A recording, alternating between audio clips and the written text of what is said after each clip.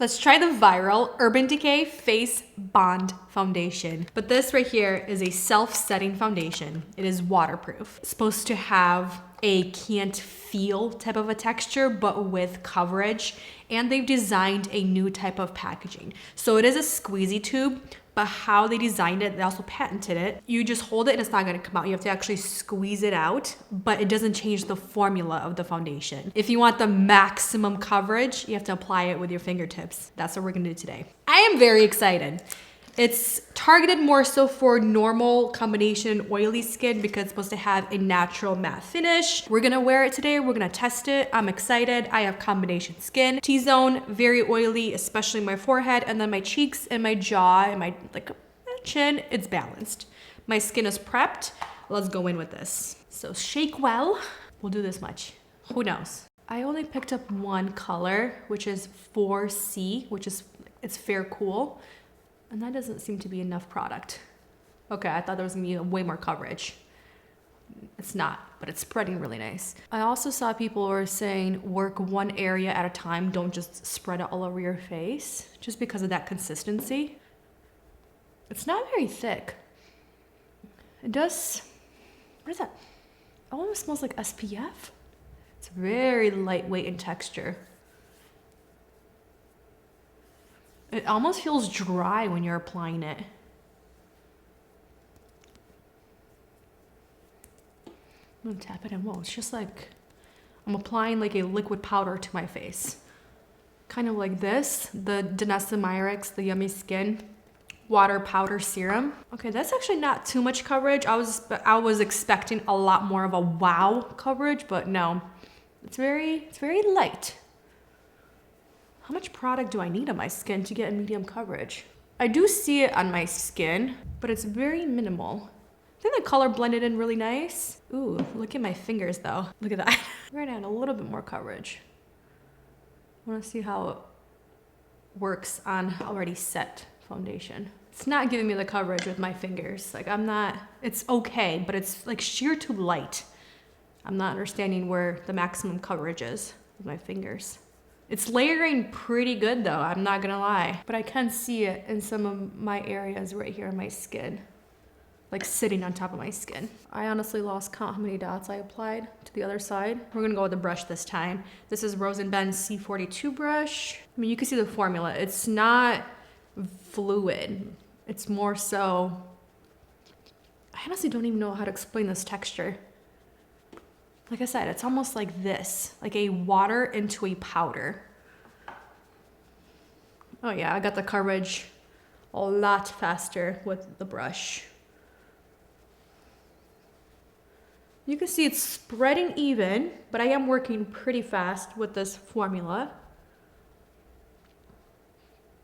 I will say I'm not using as much as a conventional, let's say, like a pump foundation. That way a lot is not wasted. I'm trying to see if I can see more product on my skin on either side. And I think they're pretty even, but like I said, there's a little bit more coverage on the brush side, which I kind of expected. Usually I have more coverage on the brush side than my fingers, but they said with the fingers, you get the maximum coverage, which is not really what happened in my case. But I do like the applicator. Not messy, so easy to use. I wonder if this is going to oxidize. Oh, I went a little too happy with my brush. Went onto my brows. Whoops. I'm gonna fix those later. Hopefully I don't forget. Ooh, I don't like it on my forehead. Let me see if my fingers will help melt it in. It might look better as the day goes on because my forehead gets extremely oily.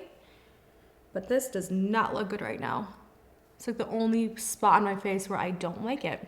The more I look at my skin, I think it looks really good, especially for my combination skin. I think this is going to be probably a staple in my, honestly, makeup everyday routine, especially for the really hot days, hot months where I do sweat a lot and where it's muggy, it's humid outside. I think my skin is going to love this.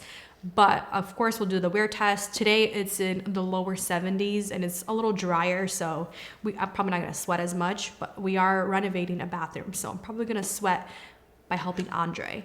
But as of right now, it's definitely more on the matte side. I wouldn't even say this is a soft matte finish. This is more leaning towards a very matte foundation. It is very, very comfortable on the skin, and my skin is loving it so far. I'm gonna finish the rest of my makeup, and I'm really curious how this is going to wear with like cream products, or how the cream products are going to apply on top. Too Faced, the new Sculpting and Bronzing Stick, one of my current favorites. CL Cosmetics blush in January. Forgot concealer. Whoops. Laura Mercier, the Real Flawless Weightless Perfecting Concealer.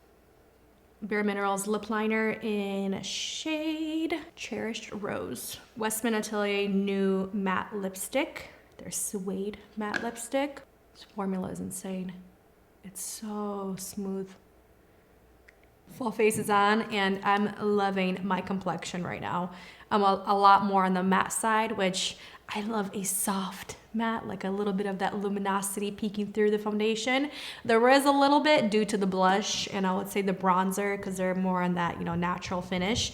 But I'm really liking my face right now, my complexion. I was looking more closer on the forehead, and I think I can still see where the foundation is sitting right here, but I'm hoping it's going to melt a little bit more when my natural oils when my natural oils start coming more to the surface. But as of right now, I'm very impressed with the way this foundation is setting and the way it's looking on my skin. Like it's not there, but it's there.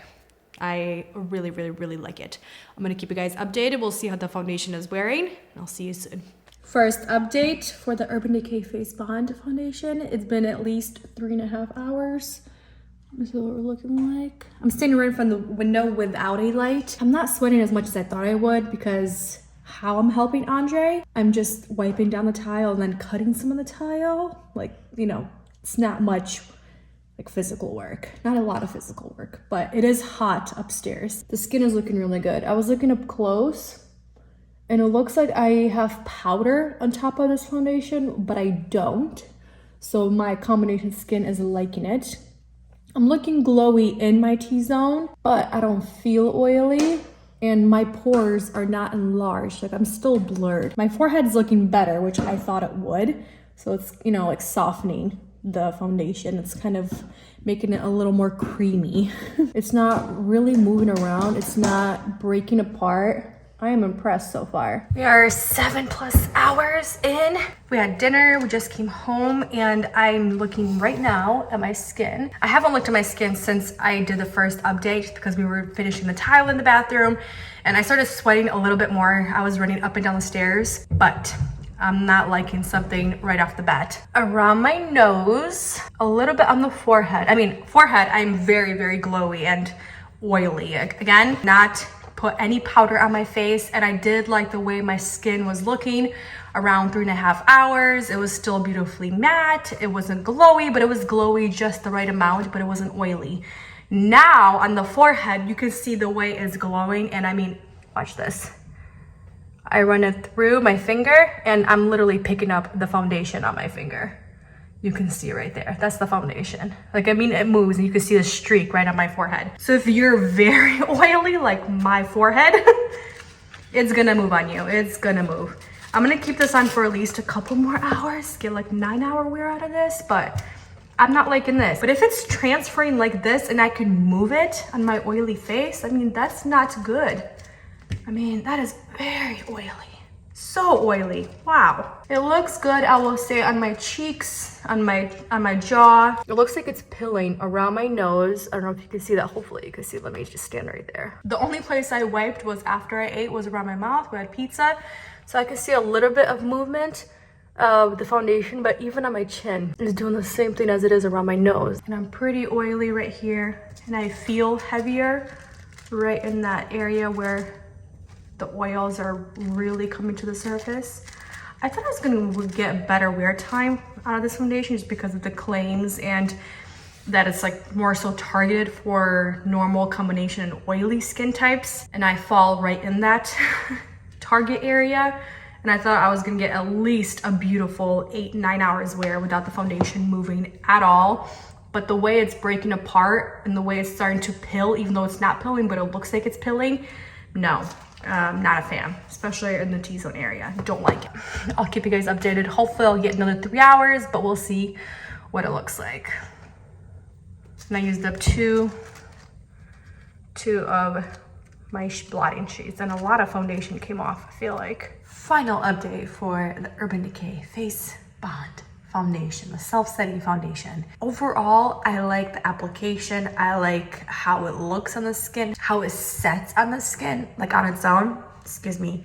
But I'm just not impressed with the longevity. I don't know what it is, but I feel like I'm just so oily on my forehead, around my nose, and my chin. And the way this makeup foundation is breaking apart, it looks like it's pilling. I was looking back on the footage and I could see around right here on the pores. The forehead looks like a hot mess.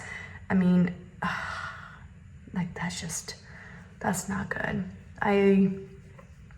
For it to be a waterproof formula, it's not supposed to like move around like this in my skin. I always wear the foundations, mostly a lot of the base products, multiple times before I make like my final thoughts. But I'm gonna end it here. Thank you for watching, spending time with me, and I'll see you in the next one.